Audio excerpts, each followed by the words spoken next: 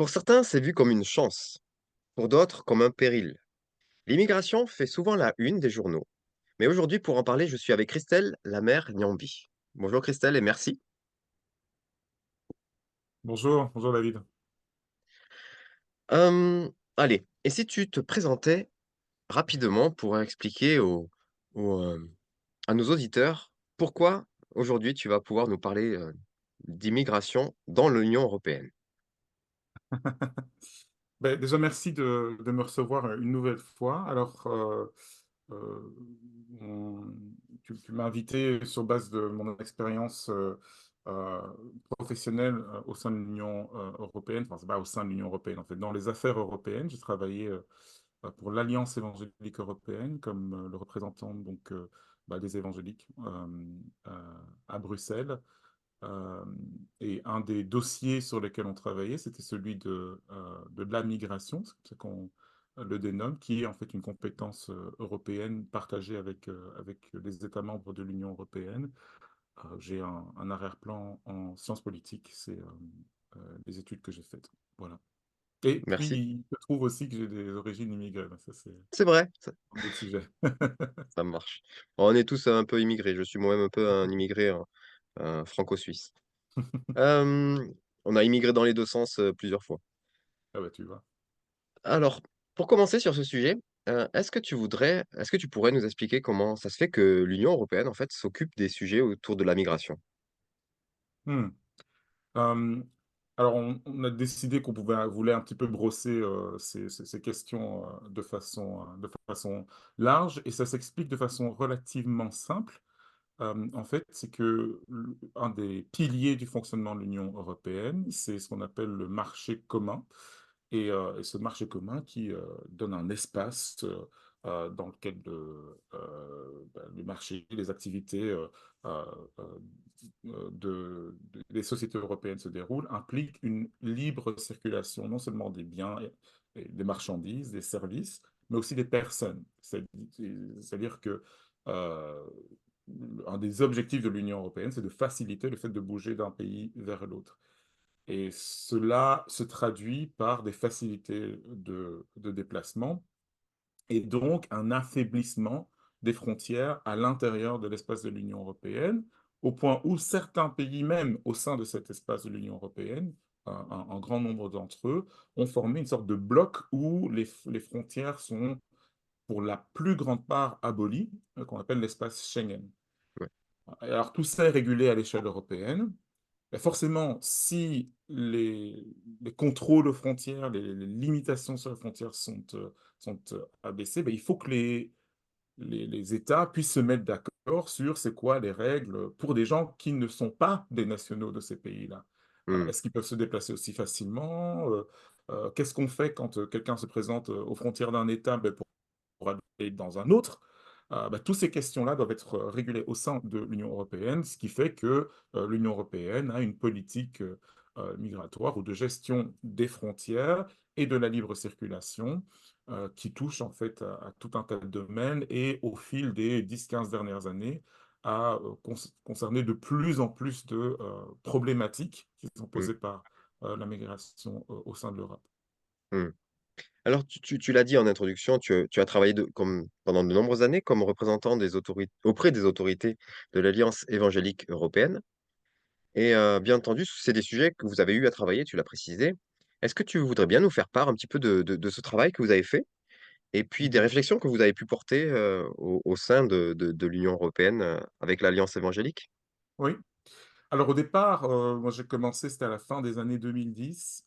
Au départ, il s'agissait de réfléchir de façon assez générale à certaines questions qui étaient liées à l'élargissement de l'Union européenne, parce qu'il y avait tout un tas de nouveaux pays en Europe centrale et en Europe de l'Est qui avaient rejoint l'Union européenne. Et donc ça posait certaines questions sur le rythme auquel cet espace de circulation allait s'élargir et les règles allaient s'élargir. Et les membres de l'Alliance évangélique européenne, qui sont des églises ou des organisations nationales ou des ministères, ce qu'on appelle des ministères en langage évangélique, dont des œuvres, euh, ont posé la question, mais comment est-ce que euh, en tant que chrétien, on peut aborder cette question-là. Une question spécifique qui avait été posée, c'était sur la question des visas.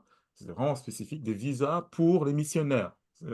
Parce que certains pays au sein de l'Union européenne reconnaissent le visa. Vous savez, il y a des visas touristiques, visas pour affaires. Eh bien, dans certains pays, il y a des visas pour les religieux, en fait. Ok. Et donc, la question était de savoir, mais est-ce que un visa religieux qui est reconnu dans un pays euh, donne accès à la libre circulation pour les missionnaires dans d'autres pays? Donc, c'était une question vraiment très spécifique et liée ce qu'on appelle the faith travelers, les voyageurs de la foi. Hmm. Et puis qui ouais, nous a mis la main dans l'engrenage en fait des discussions autour de la politique européenne. Il y a des questions d'éthique petit à petit qui se sont euh, révélées être de plus en plus prégnantes. Et puis en 2015, l'Europe a connu ce qui a été appelé la crise, une crise migratoire Ouais. qui était causée par un exode massif en fait de personnes venues principalement de Syrie, puis derrière aussi d'Afghanistan, et puis beaucoup de personnes venues de la Corne de l'Afrique. Donc toutes des régions qui étaient touchées par beaucoup la guerre, des troubles politiques ou des catastrophes environnementales, et des millions de personnes véritablement, au fil de 2, 3 ans, se sont présentés aux portes de l'Union européenne. Et là, Hmm. l'Union européenne a dû euh, prendre certaines décisions, puisqu'il y a des politiques qui régissent la solidarité entre les pays de l'Union européenne euh, face à des problématiques d'immigration et d'asile, en fait. Donc, Ouais. autour des années 2015, 2016, 2017, l'Alliance évangélique européenne a lancé une campagne qui s'appelait la campagne réfugiée, The Refugee Campaign, où on a vraiment entamé une réflexion de fond sur comment, en tant que chrétien, réfléchir, répondre, se positionner par rapport à cette crise qui a tendance à défrayer les chroniques, et c'est certainement pas fini, même 10 ans plus tard, et c'est pas en passe de s'éteindre, et aussi, mais qui questionne, nous questionne nous en tant que croyants, parce qu'il s'agit de dignité humaine et de personnes qui meurent ou qui sont persécutées ou qui sont à la recherche d'une meilleure vie ou qui sont déjà qui partagent en fait notre vie dans la société des pays dans lesquels nous sommes. Donc Hmm. voilà, donc il y a eu beaucoup de réflexion, de dialogue avec les institutions européennes, de lobbying véritablement, donc du fait de porter une voix et des intérêts au nom de 20 millions d'évangéliques euh, auprès des décideurs européens et aussi d'essayer d'insuffler des réflexions et des attitudes et des imaginaires nouveaux parmi les chrétiens et parmi nos concitoyens. Hmm. Et au niveau de l'éthique, justement, est-ce qu'on a réussi à adopter une position commune au niveau de l'Alliance évangélique ou où on a laissé les questions en suspens? Ça s'est passé comment? Non, alors c'est un sujet qui a vraiment été pris très à cœur. Il faut savoir que les évangéliques, les chrétiens en général, mais les évangéliques en fait sont très impliqués dans l'assistance, le ministère, la mission auprès des migrants, soit dans leur pays de départ, soit dans leur pays de transit ou dans leur pays d'arrivée. Beaucoup d'églises et de communautés locales en Europe autour des années 2015 ont accueilli en fait des personnes nouvellement arrivées. Donc c'était clairement un sujet de préoccupation qui n'était pas que cosmétique ou philosophique. Ça touchait Hmm. directement l'action jour et nuit en fait de dizaines et de dizaines d'œuvres chrétiennes et en même temps d'églises. Donc, il y avait vraiment un intérêt à créer un espace de dialogue qui n'existait pas entre chrétiens pour se dire comment réfléchir à l'action sur le terrain, comment réfléchir à l'action auprès des décideurs et comment réfléchir théologiquement à ces questions-là. Et il y a eu en fait un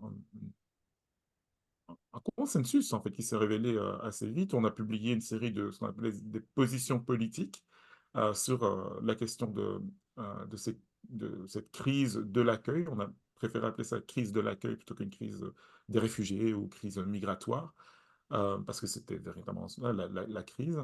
Mmh. Et je dois dire en fait que même sur un sujet qui est controversé dans l'opinion publique, en fait, parmi les chrétiens, il y avait pas mal d'ententes autour Mmh. de ces questions quand on replace les choses importantes en premier, Oui, c'est-à-dire la dignité de la personne. très bien. Je te remercie. Alors, bon, on est dans le cadre des élections, donc on va s'attaquer un petit peu au sujet politique de la chose. Hem, mais sans oublier le côté très pratique. Par exemple, l'année dernière, il y a eu, 3 900 000, nouveaux migrants à la louche et seulement 10 d'entre eux sont venus en situation irrégulière et je me posais une question, c'est est-ce que, en fait, les listes qui surfent sur les sujets d'immigration illégale et qui déc est-ce qu'elles seraient pas en train de juste dénoncer l'écume des choses? Et en fait, même si elles avaient la majorité au niveau européen pour gérer l'immigration illégale, ben en fait, les règles internes de l'Union européenne permettraient toujours l'arrivée de millions de personnes chaque année dans une Europe qui semble en avoir également besoin.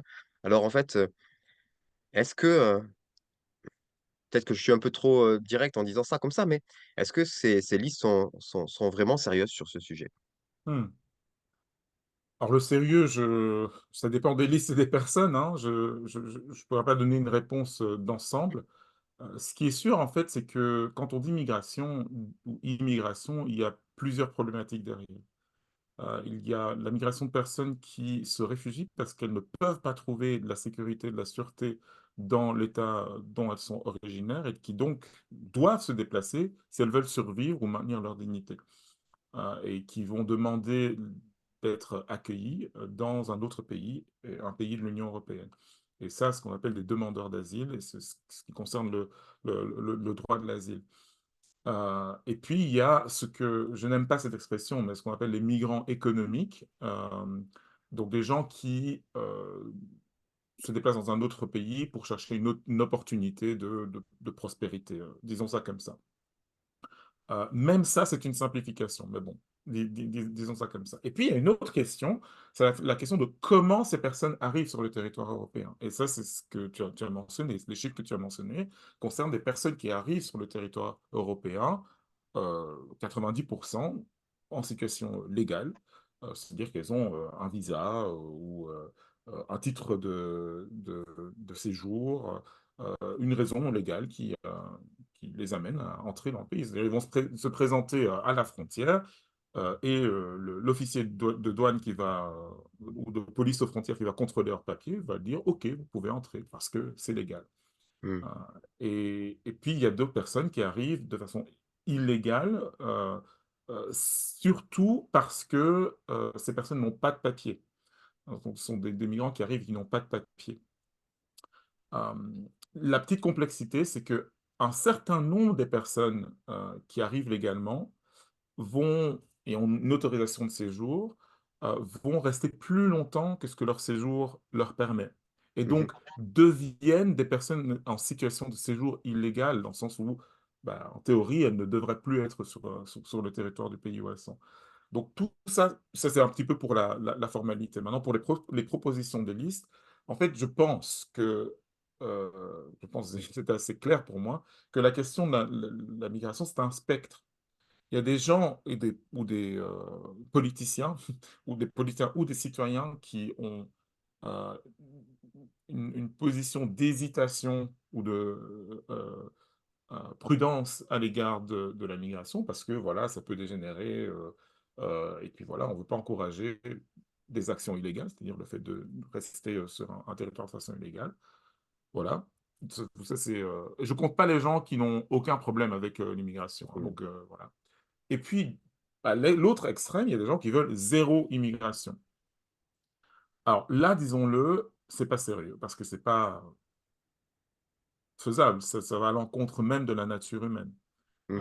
Et puis, quand on parle d'immigration, on parle de relations entre les peuples de divers pays et un principe en général dans les relations internationales qu'on appelle le principe de réciprocité. C'est-à-dire si voilà, il y a zéro personne de vos pays qui peut venir chez moi, ben, il y aura zéro personne de mon pays qui viendra chez vous. Est-ce que les Français sont d'accord avec ça? Ouais. Donc ça crée tout un tas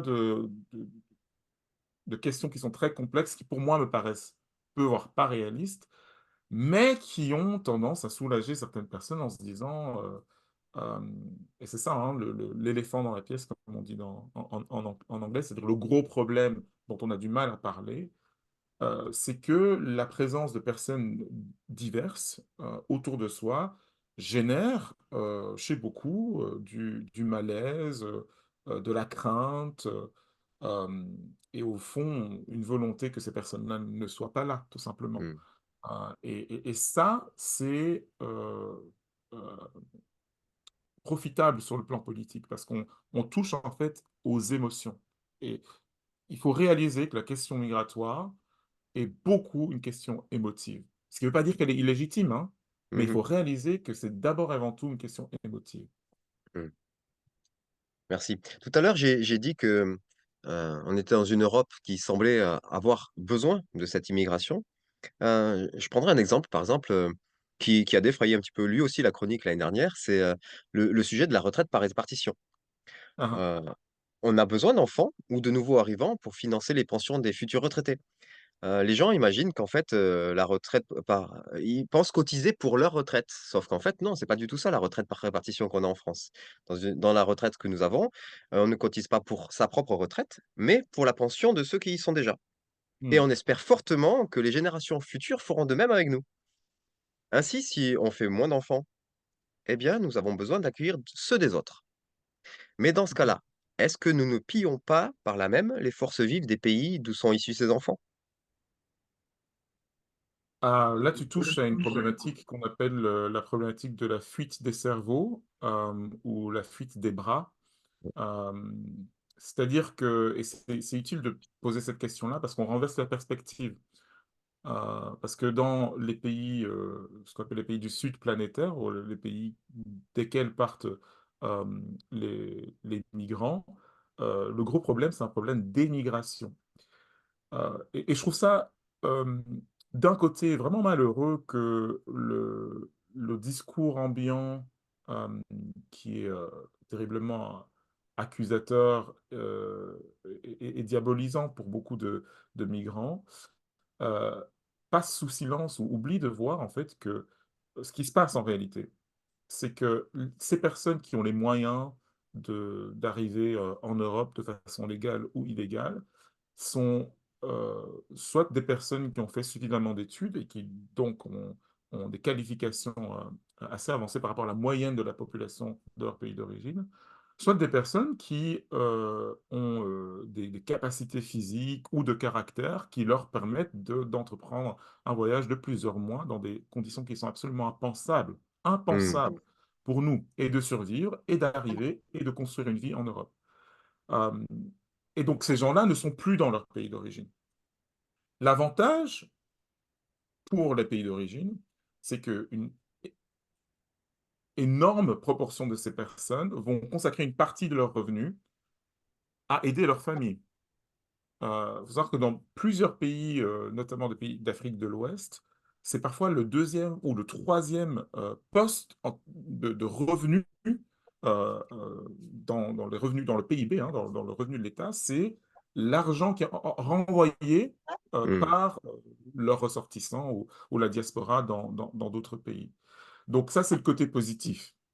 Mais effectivement, le côté négatif, et c'est ça, beaucoup de pays euh, africains, notamment africains francophones, en parlent quand il y a des forums avec la France, c'est que ça freine en fait le développement de leur propre pays. Mais mmh, ça, malheureusement, là, on parle en fait de la liberté des individus. Et c'est difficile d'obliger les gens soit à rester dans un pays, soit à ne pas venir dans l'autre. Les gens sont libres, ils ont des bras et des jambes, et sont capables de s'organiser et d'acquérir, enfin, d'atteindre leur but, en fait. Donc voilà, c'est un problème qui est difficile et qui a des avantages et des inconvénients. mmh. C'est sûr que c'est pas facile. Même, heu, alors effectivement, on n'y a pas de décision politique dans ce cas-là, mais, heu, des fois même, on se retrouve avec des personnes qui sont arrivées en situation légale ou illégale, qui sont qui se retrouvent à faire des travaux, des boulots compliqués, pas très bien payés et qui finalement, comme ils savent qu'il y a tout le village qui en dépend, eh bien, en fait, je sais pas si je vais trop loin dans mes mots. Excusez-moi si, vous m'écoutez et que je vous choque, mais j'ai presque l'impression que ces personnes se retrouvent esclaves Mmh. pour le village, en fait. C'est-à-dire Mmh mh. en situation terrible, dans un pays où ils sont pas forcément ni bien accueillis, ni bien traités, dans des métiers qui ne sont pas, des métiers où on peut heu, se réaliser dans ce métier et en même temps Mmh. cette pression sociale qui fait que, ben, n'empêche que je vais faire comme si tout va bien et que je vais rester. Je sais pas ce que tu en Ah oui, penses? c'est sûr. Ah beh, ça, c'est dans les trajectoires de vie individuelles, ils sont vraiment très nombreux, hein, ces hommes et ces femmes qui sont partis avec une vision, souvent avec le soutien financier, il faut le dire, de leurs proches, de leur communauté, voire parfois d'une localité entière comme d'un village. Mmh. Hem et qui ont en fait quelque part des comptes à rendre, Mmh. au sens littéral du terme. C'est-à-dire qu'on bah, voilà, j'ai été sponsorisé, parce que, Mmh. les gens se sont dit: «Bah, moi je suis diplômé, donc je pourrais avoir une carrière, plus prometteuse, en Europe». Donc j'y arrive et puis je me retrouve dans la situation que l'on sait avec, le les challenges, par rapport à l'accueil de de ces personnes-là, une incapacité, à trouver un travail à la hauteur de mes études, à cause de de problèmes de papier particulièrement et Mmh. donc être piégé dans une situation où je dois, subvenir aux besoins des personnes qui m'ont subventionné.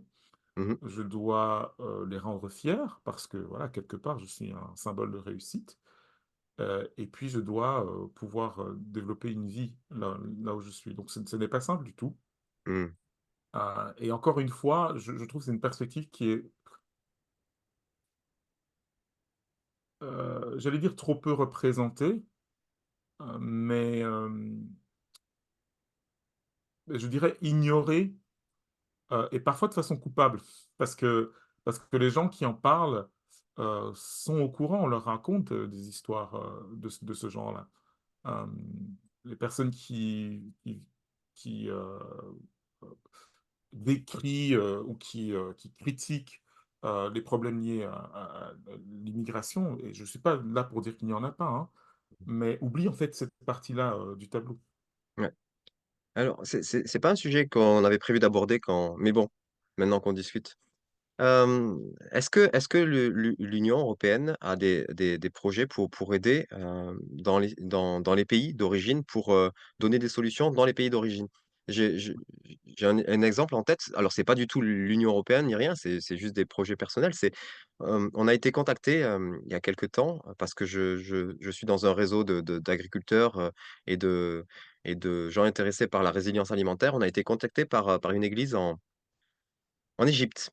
Pour un jeune qui était musulman, qui était agriculteur et puis qui a rencontré Jésus Mmh, et en rencontrant Jésus, il a gagné sa vie, mais il l'a perdu en même temps parce que, mmh, il a été rejeté par toute sa famille, il a perdu son emploi, il a perdu tout.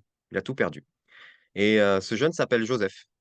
Donc mmh, Joseph en Égypte, enfin Youssef en Égypte, en fait, rêvait d'une chose, mais en fait, il a ex les ce qu'il avait exprimé, c'était de dire: «Ben, autant partir et pourquoi pas la France».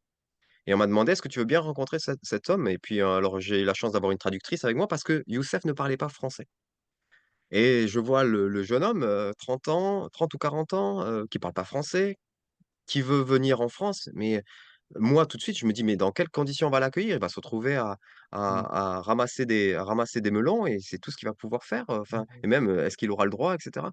Et puis, en fait, en discutant avec lui, on se rend compte que lui, en vrai, ce qu'il veut, c'est être dans un endroit où il peut vivre sa foi et vivre de ce qu'il sait faire. Et alors mmh, aujourd'hui, en fait, on est en train de l'accompagner avec des chrétiens de l'Égypte dans un programme où avec, la création et l'ouverture d'une ferme, d'élevage et cetera. Et en fait, eh bien, la solution, en fait, pour lui, la bonne solution pour que sa vie soit épanouie, elle était finalement dans le pays d'origine et pas dans une utopie ailleurs. Et finalement, pour lui, c'était si on l'avait juste dit: «Beh, on va t'aider à réaliser ton projet», finalement, peut-être qu'on aurait participé à sa perte et là, on espère participer à bénir son pays oui, avec ce jeune homme. oui. Mais revenons à l'Union européenne, est-ce qu'il y a des programmes comme ça dans ce sens pour, Alors tu tu mets le doigt sur une véritable question, en fait, qui est effectivement débattue et qui est devenue assez actuelle dans les débats autour de la migration. Alors en sciences sociales, quand on parle de migration, on parle de ce qu'on appelle les facteurs push et les facteurs pull. C'est des mots anglais. Push, c'est-à-dire qui font sortir, qui poussent les personnes vers l'extérieur. Et les facteurs pull, qui sont les facteurs attractifs, qui attirent des gens vers son pays. Et on ne peut pas, quand on parle de... Si on veut mettre en place une politique migratoire euh, équilibrée, bien réfléchie et efficace, on ne peut pas ne pas penser aux facteurs qui poussent les personnes dans leur pays à se déplacer, à Hmm. trouver un autre pays. Alors, il y a des choses qui sont en dehors de notre contrôle, direct en tout cas, comme les guerres, les circonstances climatiques, les grandes crises. Mais il y a certaines choses qui sont possibles. Et là, on touche en fait à la question du développement international. Et de plus en plus, dans les mouvements politiques qui sont très critiques vis-à-vis de l'immigration, qui pensent qu'il y a trop de personnes qui arrivent et qui trouvent qu'il faut que voilà, l'Europe ait une politique assez ferme sur la question, mais qui ne veulent pas non plus jeter des gens dans la mer, pour utiliser une phrase caricaturale. Euh, il y a de plus en plus de projets en fait, de collaboration entre les pays, beaucoup entre des pays européens et des pays d'Afrique du Nord, qui sont des pays de transit, parfois d'origine de migrants, euh, de- par l'aide au développement et par la coopération internationale, renforcer les possibilités pour les personnes de trouver une vie euh, satisfaisante dans leur pays d'origine. Et voilà, il y a quelques expériences dans l'Union européenne. C'est surtout l'Italie en fait qui pousse le plus cette politique-là. Et il semblerait, et en tout cas je pense que c'est assez établi, il semblerait que quand même une grande majorité de personnes dans ces pays-là sont satisfaites de pouvoir se réaliser là où elles sont. Il y a aussi des projets internationaux euh, qui dépendent de l'ONU, par exemple, l'Organisation internationale des migrations, qui travaille avec le programme des Nations Unies pour l'environnement pour limiter l'impact des changements climatiques et des dégradations environnementales comme facteur push, c'est-à-dire Hmm. comme déclencheur d'émigration. Et là, de nouveau, je pense au Sahel, il y a un grand projet de muraille verte dans le Sahel pour éviter l'avancée du désert. On se rend compte que les populations locales dans divers pays bah, sont très satisfaites de pouvoir reprendre l'agriculture dans leur propre pays plutôt que de devoir, comme tu le dis, aller ramasser des melons en Europe. Hmm. C'est un cas illustre au Sénégal. Et beaucoup de Sénégalais vont en Espagne pour travailler parce qu'ils ne peuvent plus vivre de l'agriculture dans leur pays d'origine. Et ils sont très heureux de pouvoir le faire lorsque des efforts sont entrepris dans ce sens. Donc je trouve que c'est assez intéressant comme projet. Je pense que c'est pas la solution à tous les problèmes, mais c'est une solution parmi d'autres qui est indispensable, la coopération internationale, qui donne aussi de la dignité aux personnes. Hmm. Ce qui est primordial. Oui. Pour revenir un petit peu sur les raisons qui pourraient, pousser les gens à vouloir, stopper ou limiter cette immigration, il y a un vrai sujet, c'est celui du chômage et du salaire. Hier, dans Mm. notre émission On répond à vos questions, tu nous as expliqué qu'une partie de la hausse des 9 des salaires en Angleterre, venait certainement d'un nombre non négligeable de travailleurs étrangers qui avaient quitté ce pays suite au Brexit. Hem, la gauche ancienne version dénonçait ce jeu des grands patrons qui maintiennent des salaires bas, par une pression migratoire. Et est-ce qu'en fait, le déplacement de l'électorat ouvrier et salarial vers les partis de droite qui ont pris ce thème comme fer de lance, c'est pas, tout simplement, sur le fait que ces salariés ne se sentent plus défendus par, les partis de gauche? Autrement dit, est-ce que ces partis qui se plaignent de la montée de ce qu'ils aiment appeler l'extrême droite, ne sont pas eux-mêmes un peu à la cause de cette montée? Mm.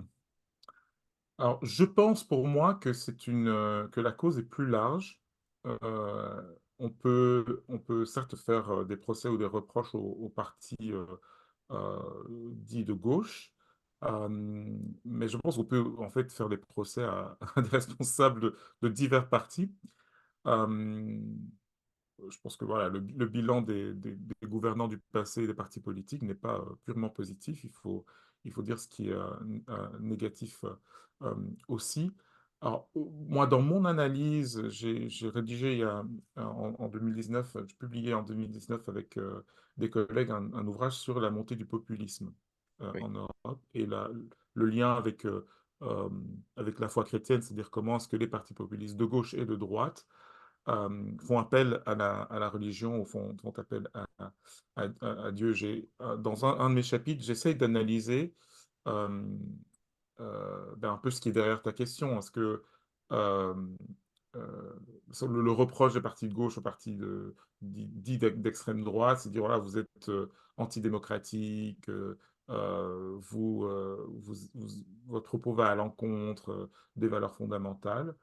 Moi, la question que je pose, en fait, c'est est-ce que le populisme est un véritable danger pour la démocratie? Et je fais un petit peu un historique sur ces 50 dernières années, ce qui s'est passé, en fait. Parce que pour moi, ce déplacement d'électorat que l'on voit, c'est le résultat d'un changement dans la société qui est en lien avec ce qu'on appelle classiquement l'État social ou l'État-providence. Mhm. C'est-à-dire que la protection sociale, c'est érodé, il faut dire ce qui est, dans ces dernières décennies, qui correspondait à un âge où l'économie était plus florissante, les conditions économiques étaient différentes.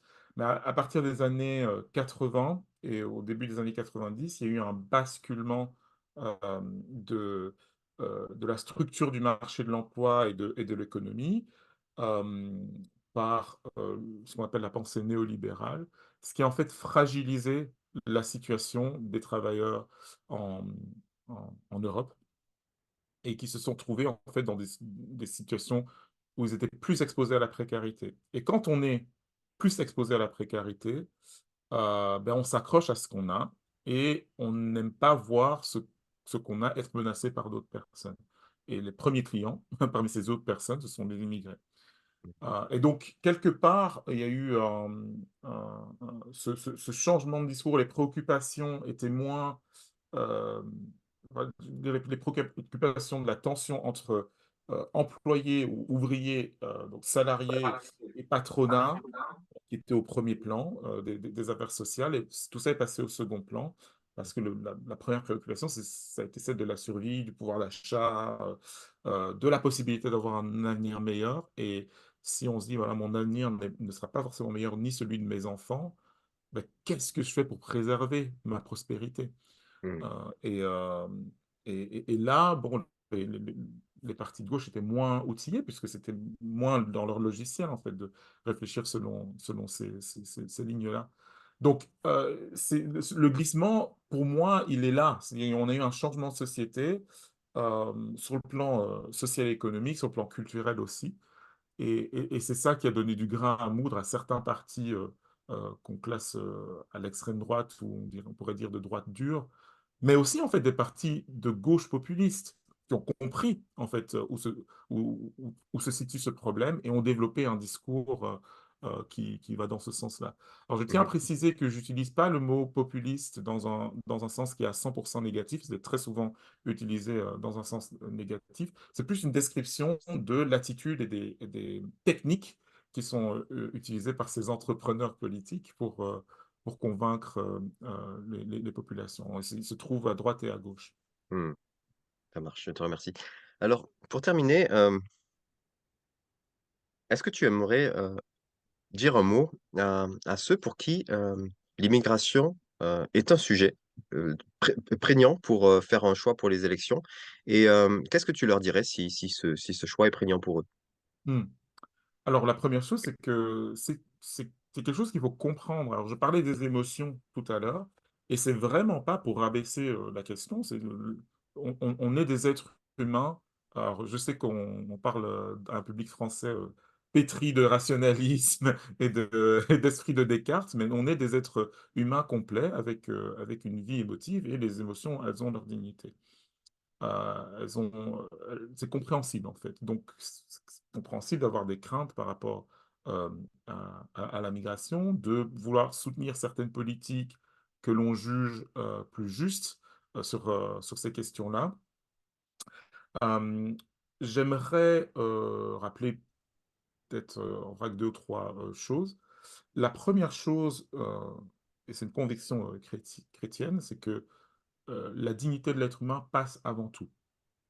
Et je pense qu'il est injustifiable euh, de ne pas voir comme un problème important le fait que certaines politiques migratoires entraînent littéralement des décès, Mm. hein, et de la précarité extrême de certaines personnes ou une vulnérabilité parce qu'elles sont dans des endroits qui sont peu sûrs.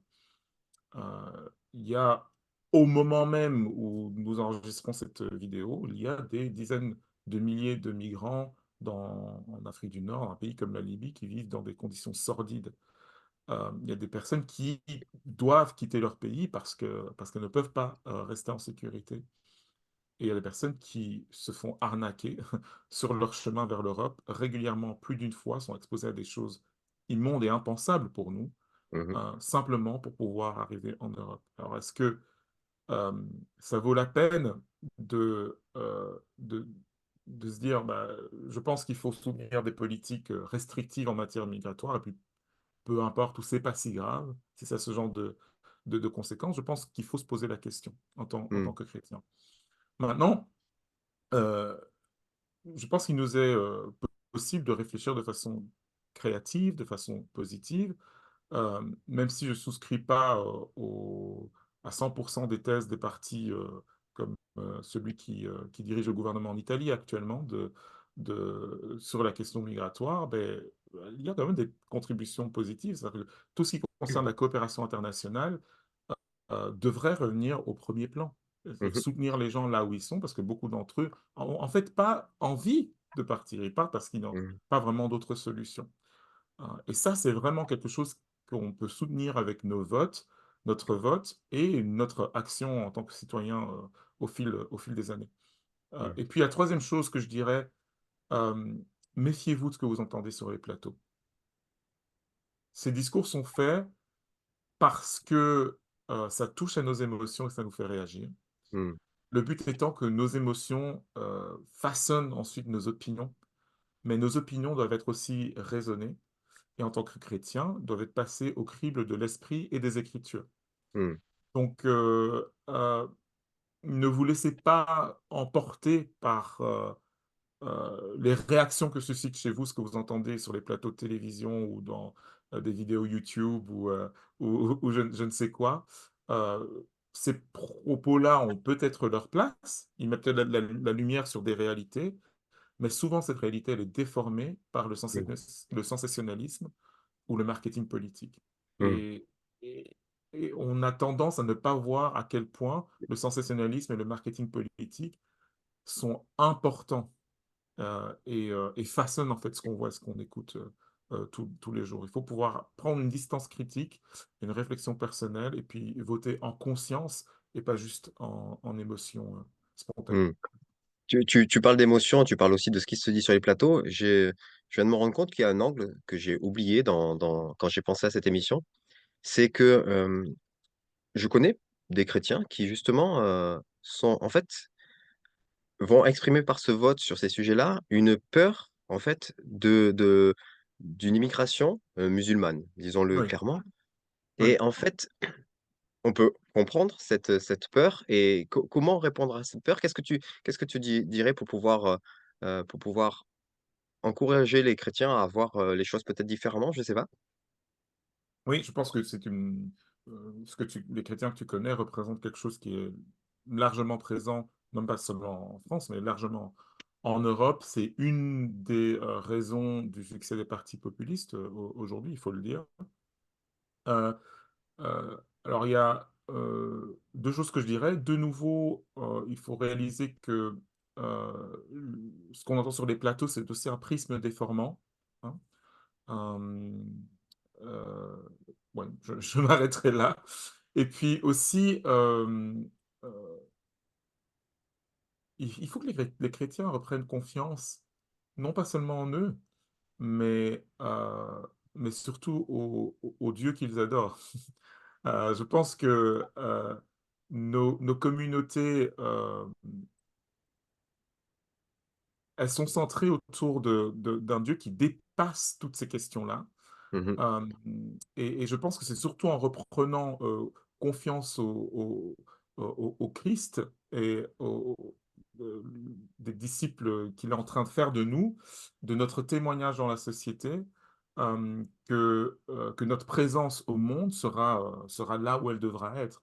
Euh, Mhm. euh, Certes, alors ça ne n'empêche pas, bien sûr, en tant que citoyen, de se questionner, de se positionner contre ce qui est illégal et inacceptable. Bien sûr, c'est notre rôle de citoyen, euh, mais puisqu'on s'adresse à des chrétiens, notre identité chrétienne joue un rôle fondamentale dans la définition de notre citoyenneté. Et je Mhm. pense que, bon, j'ai d'ailleurs, je ne vais pas faire de l'autopromotion, mais dans le livre que je mentionnais, j'ai rédigé tout un chapitre sur la France, et en fait, il y a des choses très encourageantes sur ce qui se passe sur la scène de la foi chrétienne en France. Et moi, j'ai identifié en fait que les communautés chrétiennes en France sont une véritable source d'espérance, en fait, hein. Mhm. Et elles peuvent changer le discours vis-à-vis de notre relation avec nos concitoyennes, concitoyens de confession musulmane ou plus généralement des musulmans qui arrivent sur le territoire. Dites-vous bien que en tant que chrétiens, nous irons beaucoup plus loin en témoignant de façon véridique, authentique, juste et vraie de qui le Christ est auprès des musulmans qu'en décriant et en, en se morfondant sur Mhm.